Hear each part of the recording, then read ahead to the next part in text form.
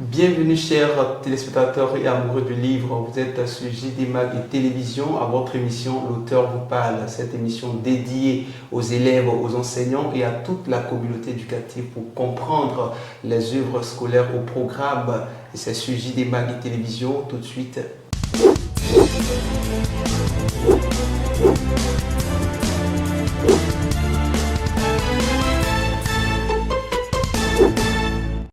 Nous recevons M. Jean-Pierre Mukendi, auteur de plusieurs œuvres littéraires, mais aujourd'hui nous parlons de son œuvre intitulée Les fleurs chantent. M. Jean-Pierre Mukendi, bonjour. Bonjour monsieur. Merci d'honorer de votre présence notre émission. Je vous en prie. Nous allons maintenant à la découverte de l'auteur.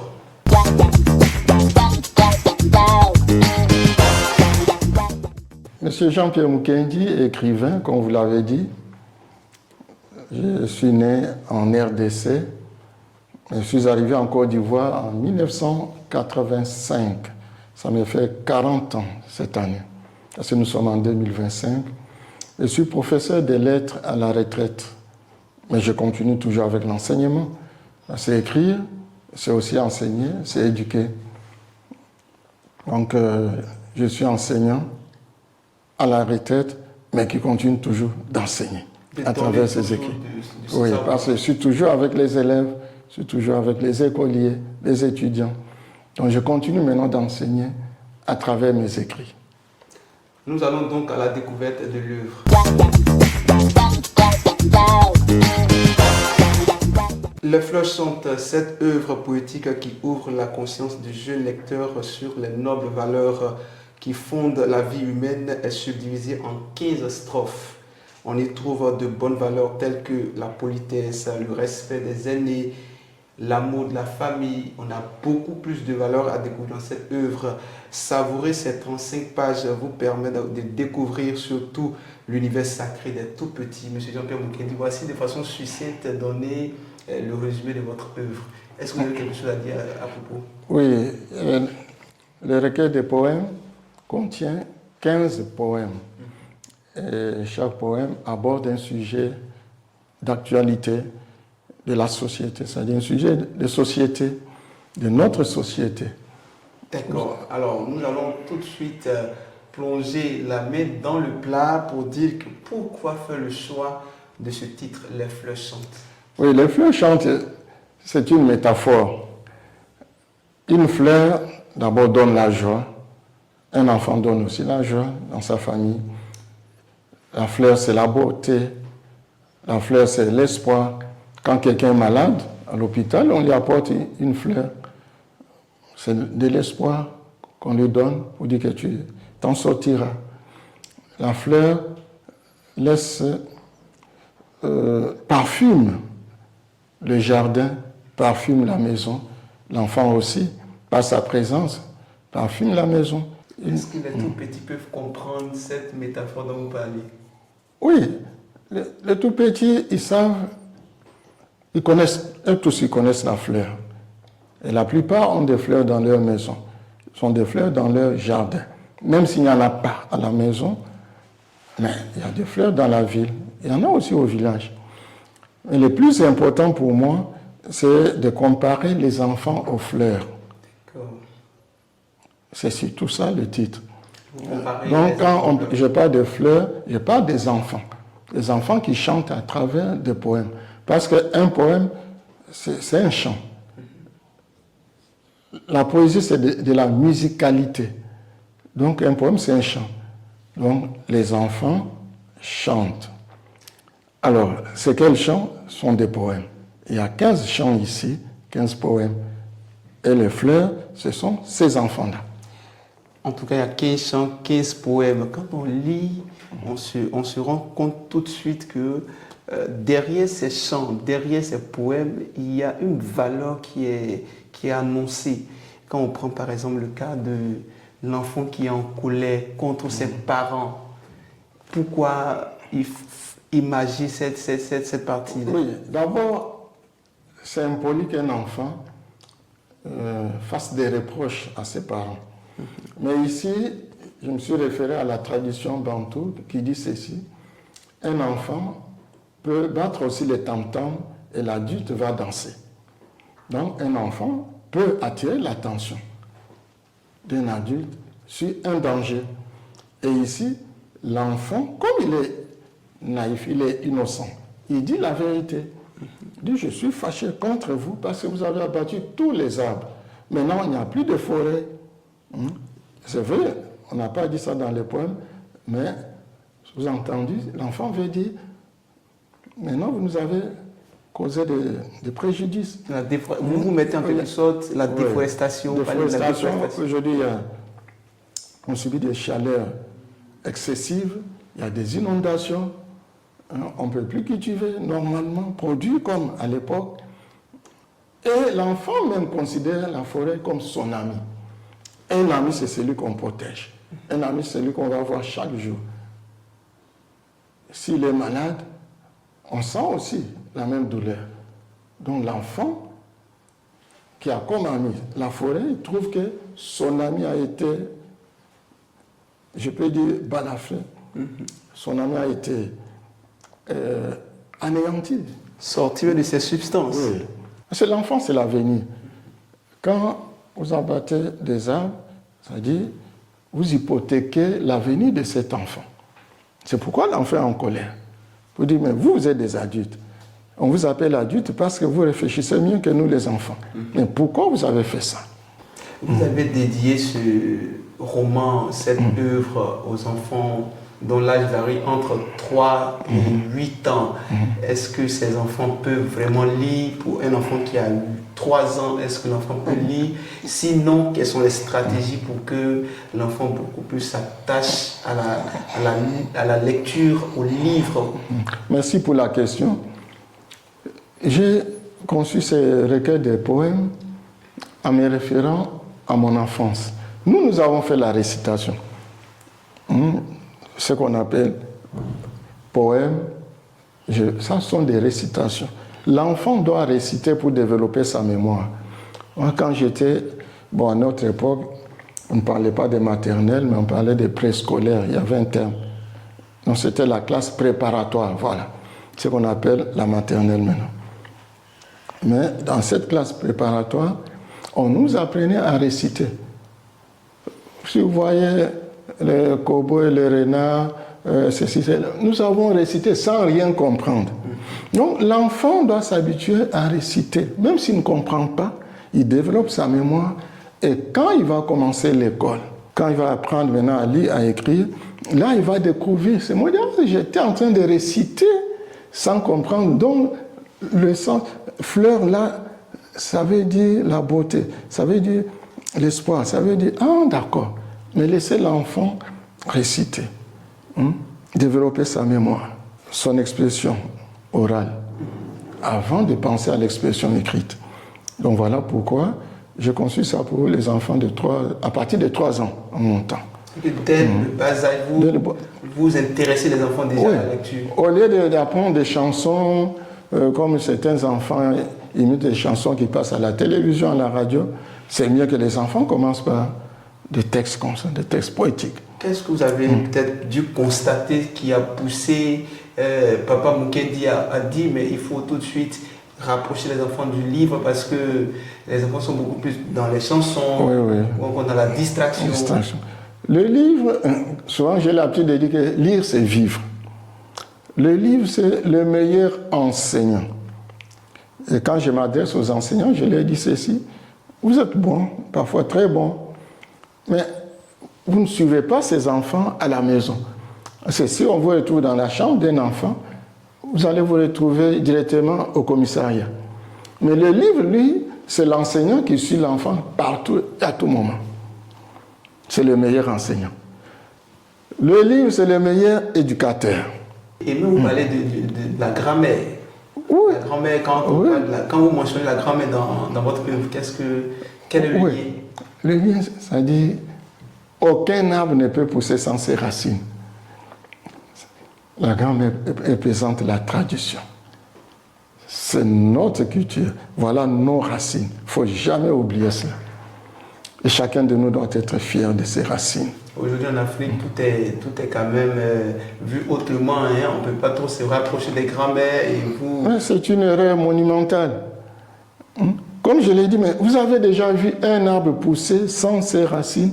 Il n'y en a pas. C'est pourquoi aujourd'hui l'Africain ne peut plus avancer, ne peut plus reculer.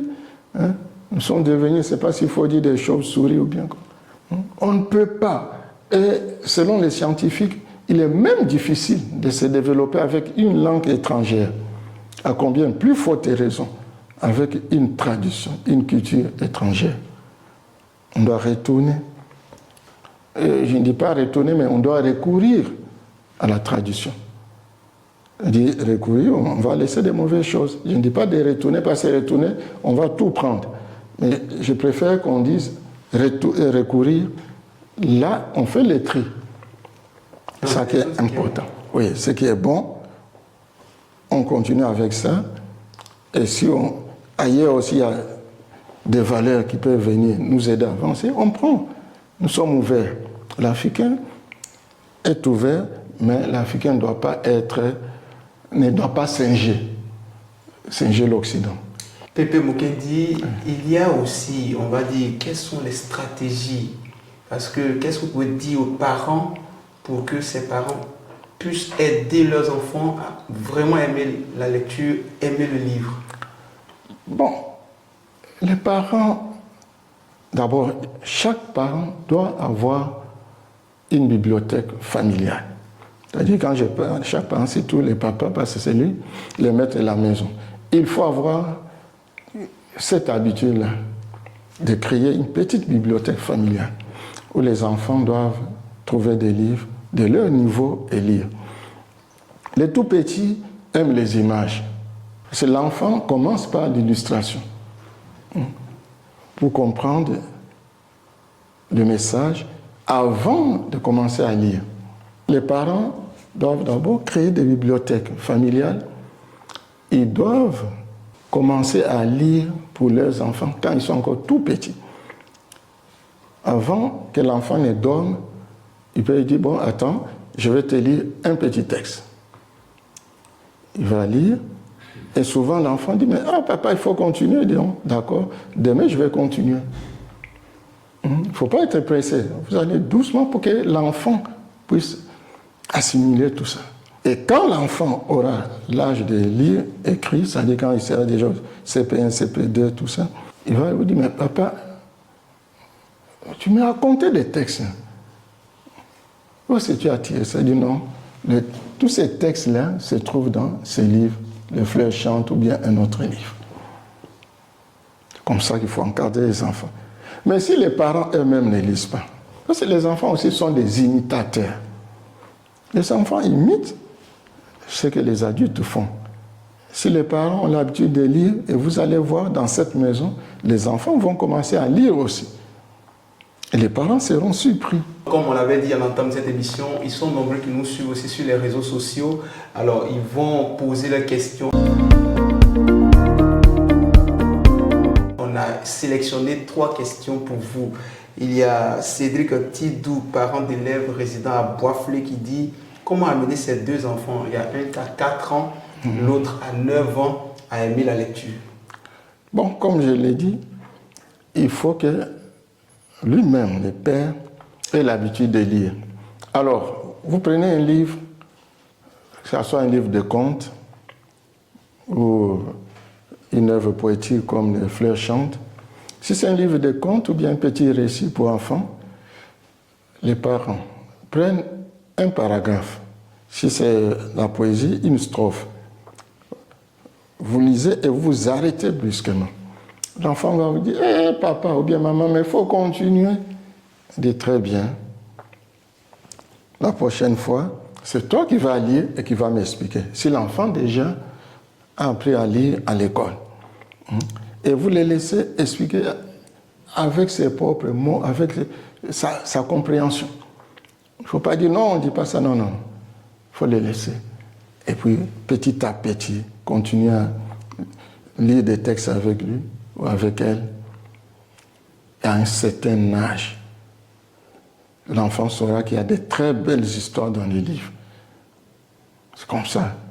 Il faut commencer. C'est-à-dire les parents doivent commencer à lire avec leurs enfants. Il y a Florentine Amidoso qui est à Bobo qui dit Mes enfants sont plutôt attirés par les écrans. J'ai tout essayé sans succès. Comment faire? Mais, Quand elle a tout essayé, peut-être qu'elle a lu les enfants Non, ne non. s'intéressent pas. mais les écrans là, on peut les éteindre, non? Alors, c'est elle qui suivait la maison. Je dis non, il n'y a pas de télévision le soir ou pendant la semaine. Je vais allumer la télévision seulement le week-end, ou bien le samedi soir. Le dimanche, j'éteins et commencez avec vos livres. Je veux dire, ce sont les parents qui tracent la voie de l'enfant, qui préparent l'avenir. Ce n'est pas l'enfant qui commande les parents. La maman ne doit pas se laisser dominer par les enfants. D'accord. On éteint l'écran, on leur donne les livres, et puis on est là. Merci beaucoup. On va prendre cette dernière question de Ben Sawadogo qui dit: serait-il pas judicieux de faire un roman, de faire de vos romans, surtout, je reprends cette partie, serait-il pas judicieux de faire de vos romans une bande dessinée? Oui, on Même si y les pense. enfants sont attirés Oui. aux écrans, est-ce qu'on ne peut pas les attirer dans ce sens-là aussi? Non, on y pense, on utilise tous les moyens. Par exemple, ici, c'est la poésie. Il y a des contes. Avec JD Édition, nous avons les Baobabs de Kikilili et la Panthère Lera, qui sont au C1 et C2, programme scolaire. Et on va penser même à un petit livre de théâtre pour les tout petits. Et on a déjà pensé aux bandes dessinées. C'est-à-dire on va utiliser tous les moyens pour amener les enfants à lire, à découvrir des belles choses qui sont dans les livres. Dans peu de temps, il y aura des bandes dessinées sur certains de mes livres. On y pense. D'accord. Pépé Mukendi donne l'assurance, vous aurez des bandes dessinées et ça fera beaucoup de bien. Monsieur Jean-Pierre Mukendi, on a Les Fleurs chantent, on a le livre Mon ami qui a été vraiment lauréat. Et c'est une maison d'édition qui a produit tout ceci. Qu'est-ce que vous pouvez dire par rapport à cette maison d'édition? JD Édition, c'est la meilleure maison d'édition actuellement en Côte d'Ivoire. Et la plupart des écrivains veulent éditer chez JD Édition. Alors, je vous donne un exemple. Moi, je suis un ancien écrivain. J'ai commencé à écrire mon premier roman. Est sorti en 2002, ça fait plus de 23 ans. Mais quand je vois la qualité des livres produits par JD Édition, la profondeur, la richesse des textes publiés par JD Édition, je peux les confirmer. Ce n'est pas pour flatter JD Édition, mais je les confirme que c'est la meilleure maison d'édition aujourd'hui. Jusque-là, on n'avait pas de maisons d'édition qui s'étaient intéressées aux livres pour les tout petits. Par exemple, si vous prenez Les Fleurs chantent, chaque poème est devenu un livre. Et c'est JD Édition qui a eu cette idée. C'est maintenant que je vois certaines maisons d'édition demander aux auteurs qui ont des livres pour les tout petits d'aller déposer chez eux. Mais c'est JD Édition. Il y a toujours quelqu'un qui commence et puis les autres vont imiter. Merci Pépé Mukendi. Il y a toujours quelqu'un qui commence et les autres viennent pour imiter. Vous êtes aussi une maison d'édition, cet espace est aussi pour vous. Vous êtes un auteur aussi engagé, cet espace est aussi pour vous. Comme Pépé Mukendi l'a dit, lui il a commencé, vous pouvez terminer. Nous sommes là pour vous. Pépé Mukendi, merci beaucoup. Je vous en prie. Est-ce que vous avez quelque chose à dire pour fermer notre émission? Bon, je vais d'abord remercier JD Édition qui me donne cette opportunité de m'exprimer, en commençant par son directeur général, M. Jean Deb, tous ses collaborateurs, tous ceux qui travaillent pour que JD Édition rayonne, non seulement en Côte d'Ivoire, mais en Afrique et dans le monde. À vous aussi, je dis merci, parce que vous contribuez à l'expansion de nous qui sommes auteurs de nos œuvres, pour que les œuvres soient connues dans le monde entier. Nous sommes tous embarqués dans le même train, celui de faire du livre l'ami de nos enfants et même de nos parents. Je vous remercie. Merci, M. Jean-Pierre Mukendi. Nous sommes vraiment flattés. Merci d'avoir accepté notre invitation et de nous toucher par vos mots, parce que vous êtes aussi un homme de lettres. Merci à l'équipe technique qui fait un travail vraiment formidable. On vous dit merci et puis c'est ici que s'arrête notre émission. Je vous donne rendez-vous la semaine prochaine pour L'auteur vous parle.